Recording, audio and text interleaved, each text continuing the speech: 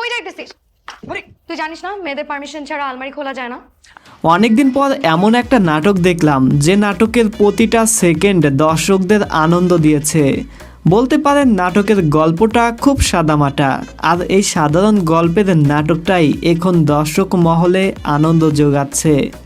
কথা বলছিলাম recently release পাওয়া নাটক ভালোবাসার গল্প নিয়ে, যেখানে দীর্ঘদিন পর ইয়াশ টোটিনি জুটিকে দেখা যায়।